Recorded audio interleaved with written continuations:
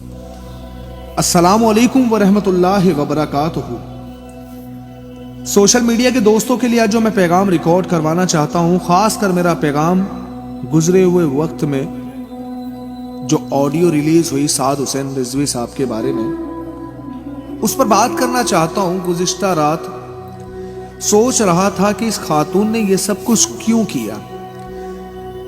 किसी भी बात का या किसी भी एक बाब का कंक्लूजन होता है, जब उसे निकाल लिया जाता है तो 2 से 4 5 लाइंस के अंदर उसकी पैराग्राफ को आप समेट लेते हो।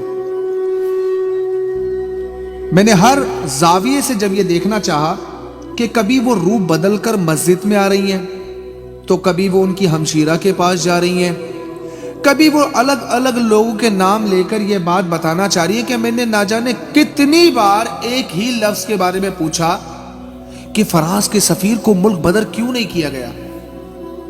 बाबा जी की बातें जिस तरह की गई, साफ नजर आता है कि ये कोई बाबा जी की सुनने वाली फॉलोवर है।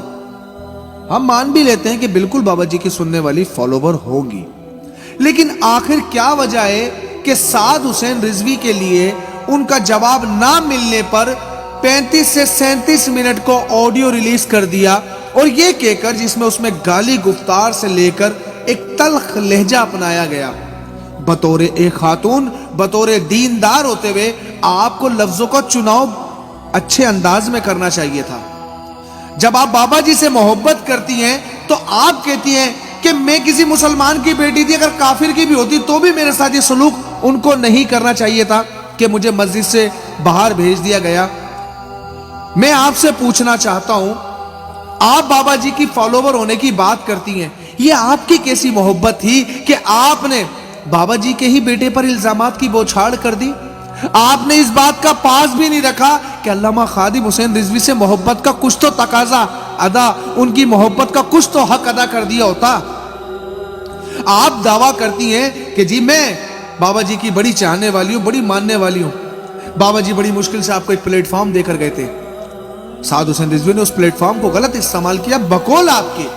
फिर आपने शादी की बात की कि इतना पैसा कहां से आया। फिर आपने हवेलिया वाले उस वाकये का जिक्र किया जिसमें हमारे कई भाइयों की शहादतें हो गई। उसमें आपका लहजा बड़ा सख्त, आप कहती हैं कि आया बड़ा बचाने वाला बंदे। मतलब अगर साद हुसैन रिजवी ने बैकफुट किया अपने लोगों को ये देखते हुए कि सीधी गोलियां मारी जा रही, उस पर भी तनकीद। तो इसका मकसद, मैं आपको जो मुझे लगता है, मेरी जात की बात कर रहा हूं, आप प्री प्लान कर रही थी ये सब कुछ। आपको ऐसी कौन सी जरूरत पेश आ गई कि आपने 37 मिनट का ऑडियो आवाम के बीच में वायरल किया। ऐसा कौन सा गुनाह कर दिया था साद हुसैन रिजवी ने कि जिसकी बिना पर आपने एक ऑडियो को रिलीज किया, ये बताने के लिए कि साद हुसैन रिजवी ने मुझे फराज के सफीर का जवाब नहीं दिया, मैं फला जगह पहुंच गई, मैं फला जगह पहुंच गई। जनाब एक ऑडियो काफी था आप हमारे लिए ना, एक ऑडियो हमारा काफी था। आपकी सारी किए किराए पर हमने पानी फेर दिया है। अल्हम्दुलिल्लाह उस रब से हम कान पकड़ कर नाक रगड़ कर ये बात कहते हैं, तुम्हारे घर तक हमारी आवाज पहुंच जाएगी इंशाअल्लाह। तुमने क्या सोचा कि जो चाहोगी बोलोगी, कोई कुछ नहीं बोलेगा, तुम्हें साद हुसैन रिजवी जवाब देगा। तुम्हें एक खाम ख्याली है, तुम्हें वो कभी भी जवाब नहीं देंगे। अब तो अगर वो किसी बात पर तुम्हें 2 दफा जवाब दे चुके थे, जबकि वो मुझे नहीं लग रहा, क्योंकि वो गॉसिप मुझे लग रही है, वो किसी एक अंदर के किसी शख्स से बात करे। वो कॉल रिकॉर्डिंग तो लगी नहीं रही, कॉल रिकॉर्डिंग तो अगला हिस्सा लग रही है जिसमें आपको वो कह रहे हैं कि जी बाबा जी आपके ख्वाब में आ जाएंगे। लेकिन वो जब दूसरे पहला पहलू जो देख रहे हैं, उसमें तो साफ लग रहा है कि जैसे 2-4 लोग बैठे हुए और वो जिस तरह साउंड गूंज रहा है। लेकिन आपने जो काम किया, हम उसको चले कुछ भी नाम नहीं देते, आपने चालबाजी की, आपने मक्कारी की, आपने कुछ भी नहीं किया, लेकिन आपने अच्छा भी तो नहीं किया। आपने बाबा जी से वफादारी वाला काम तो नहीं किया। आपको सारी बाबा जी की बातें याद हैं, कि आपको ये याद नहीं कि बाबा जी ने कहा मेरे बच्चे मुझसे ज्यादा दिलेर है? क्या आप भूल गई यही वो साद हुसैन रिजवी है जो कारकुन की हैसियत से भी फैजाबाद धरने में अपनी जान लेकर फैजाबाद में बाबा जी के पीछे खड़े हुए थे? आपने एक अच्छा काम तो नहीं किया। मैं बतौर एक मुसलमान की बेटी होने के नाते आपको यह बात समझाना चाहता हूं कि अगला कदम बढ़ाने से पहले 10 बार सोचेगा कि आपने जो काम किया वो सरासर तहरीक लब्बैक के लोगों को बदजन करने वाला काम किया। लेकिन आपको क्या लगता है, जो जान हथेलियों पे लेकर चलते हैं वो किसी एक कॉल रिकॉर्ड से पीछे हट जाते हैं? تو یہ آپ اپنے بارے میں سوچیے گا کہ آپ نے کس طرح کی محبت کا حق ادا کیا ہے. یہ تو کبھی بھی دیوانے پیچھے نہیں ہٹیں گے, تو جانے اپنی ہتھیلیوں پہ لے کر جانے والے لوگ ہیں. اگر آج سعد حسین رضوی پھر سے اعلان کر دیں یہ پھر نکل آئیں گے, لیکن واقعی اسے اپنے لوگوں سے محبت ہے, واقعی انس رضوی کو اپنے لوگوں سے محبت ہے. اب اس منصب کی حفاظت کرنا یہ ان کا خود کا کام ہے. شادی کا جواب میں نے آپ کو کیا کہا, لوگ دیں گے, اور لوگ جا کر آپ کو دے رہے ہیں. کمنٹ سیکشن میں ہر ایک شخص دے رہا ہے. اس کے ساتھ ساتھ میں ان تمام لوگوں کو یہ کہنا چاہتا ہوں, اپنی آنکھیں کھلی رکھیے گا.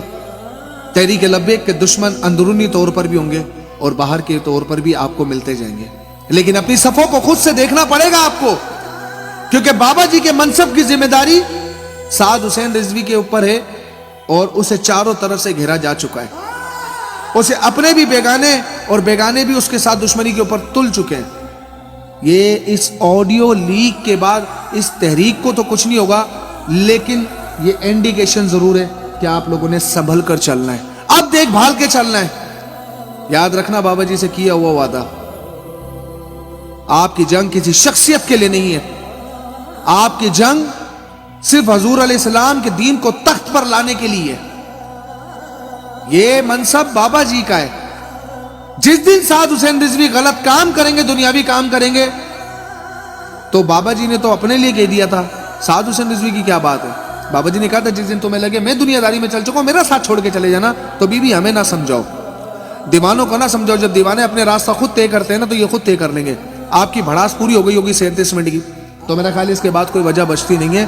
یہ گفتگو آج صرف انہی لوگوں کے لیے جو ہمارے لوگ ہیں, آپ کے لیے نہیں ہے.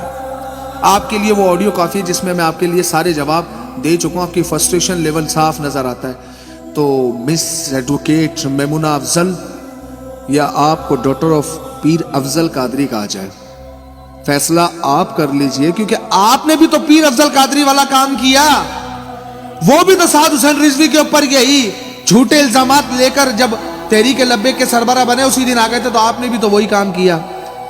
تو مزید اگر آپ کوشش کرنا چاہیں تو کر کے دیکھ لیں. آپ جیسے نہ جانے کتنے ہیں اور کتنے چلے گئے. جس شخص نے دین کو نقصان پہنچانے کی کوشش کی ہے وہ خود ہی مٹ گیا. خیر, میں تمام لوگوں کو کہنا چاہتا ہوں اپنی آنکھیں کھلی رکھیے گا. لیفٹ رائٹ دیکھنے کی بجائے اپنا ہم نے جو جس مقصد کی طرف ہے اسی مقصد کو دیکھیے گا. اپنا خیال رکھیے گا. ملتے اگلے ویڈیو میں, تب تک کے لیے اپنا بہت سارا خیال رکھیے گا. السلام علیکم ورحمۃ اللہ وبرکاتہ.